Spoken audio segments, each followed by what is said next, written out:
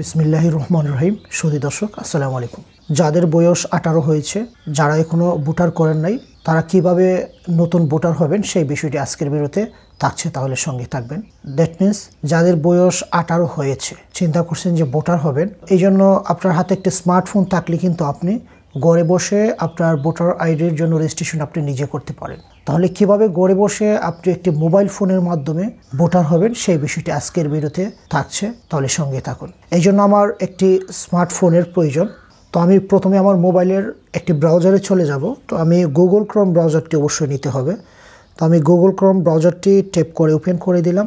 Open করার পরে আমরা এই অ্যাড্রেস বার একটি অ্যাড্রেস লিখব, services.nidw.gov.bd। তো দেখতে পাচ্ছেন অলরেডি অ্যাড্রেসটা এসে গেছে, জাস্ট আমরা গোতে ট্যাপ করে দিব। ট্যাপ করার পর দেখতে পাচ্ছেন আমরা নির্বাচন কমিশনের ওয়েবসাইটে আছি। তো এখান থেকে আমরা যেহেতু একটি নতুন ভোটার আইডি করতে যাচ্ছি, সো আমি এখানে দেখতে পাচ্ছেন apply for a new ID, that means নিচে আছে গেট স্টার্টেড, এখানে ক্লিক করে দিলাম। দেওয়ার পর একটি ফর্ম আসছে, তো আমি ফর্মটা এখানে ফিল আপ করে দিব। ফুল নেম দিব, অর্থাৎ আপনার যে কোনো সার্টিফিকেটে যেরকম নাম আছে ঠিক সেই নামটা আপনি এখানে বসিয়ে দিবেন। তো এক্ষেত্রে আমি একটি ফুল নাম দিব।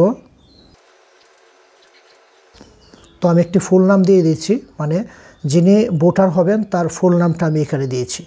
তারপর তার ডেট অফ বার্থ, অর্থাৎ তার 18 বছর পূর্ণ হয়েছে এরকম একটি ডেট অফ বার্থ, যে ডেট অফ বার্থটা আপনার যে কোনো একটি সার্টিফিকেটের সাথে মিল থাকতে হবে। ডেট দিয়ে দিলাম 5 তারিখ, তার মাস আমি দিয়ে দিব 10, জন্মের সাল 2001, দেওয়া কমপ্লিট। এখন নিচে একটি ক্যাপচা ঘর আছে, ঠিক এই ঘরটি আমি এখানে বসিয়ে দিব। তো আমি একটু জুম করে নিব, NYKM3 দেওয়ার পর নিচে দেখতে পাচ্ছেন কন্টিনিউ নামে একটি বাটন আছে, সেই কন্টিনিউতে ট্যাপ করে দিব। কন্টিনিউতে ট্যাপ করার পরে এখানে একটি মোবাইল নাম্বার চাচ্ছে, অর্থাৎ ভ্যালিড মোবাইল নাম্বার, সেই মোবাইল নাম্বারটা আমি এখানে বসিয়ে দিব। তো দেখতে পাচ্ছেন একটি মোবাইল নাম্বার দিয়েছি, দেওয়ার পর সেন্ড SMS এখানে ট্যাপ করে দেব।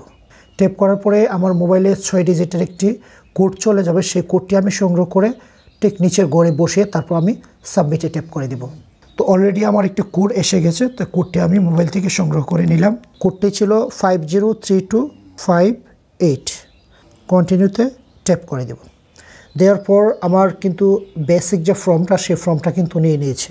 এখন আমার এখানে একটি ইউজার নেম এবং পাসওয়ার্ড তৈরি করতে হবে। সো এখানে আমি একটি ইউজার নেম দিয়ে দিব। আমি একটা ইউজার নেম এখানে তৈরি করেছি, দ্যাট মিনস একটি পাসওয়ার্ড দিব।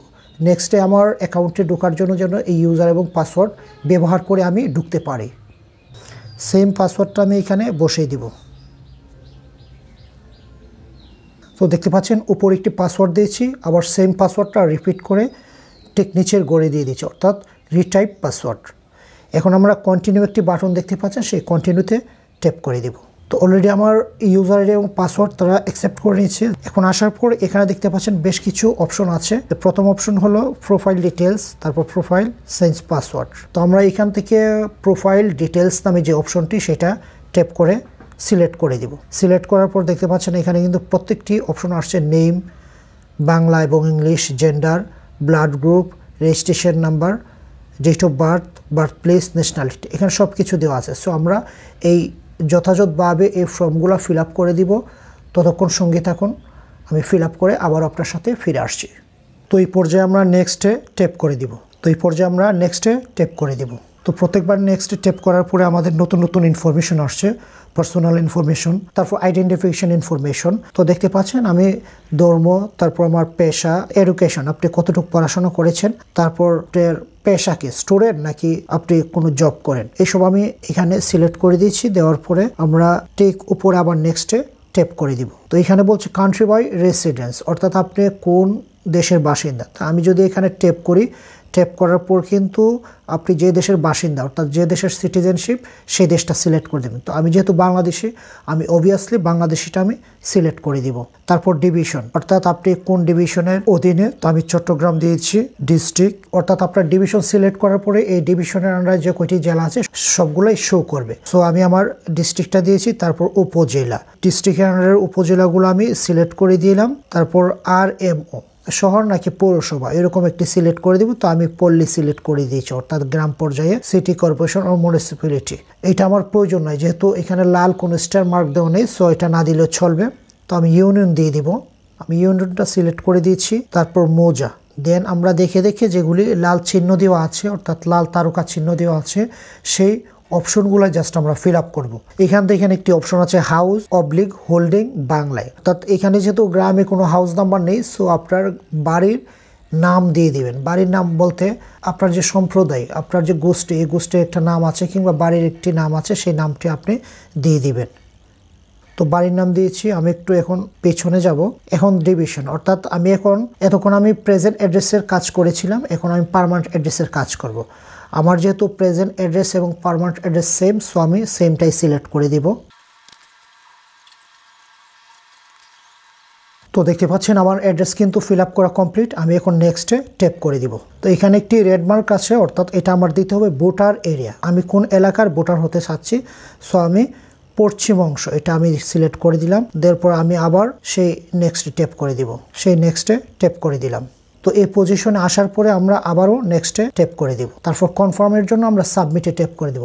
ফর্মটি ফিল আপ করার পর আমি দেখবো আমার ফর্মে কোনো কারেকশন আছে কিনা। যদি কোনো প্রকার কারেকশন থাকে তাহলে কারেকশন করে আমি লাস্ট পর্যায়ে যে কাজটি করব, সাবমিটে আমি ট্যাপ করে দিব।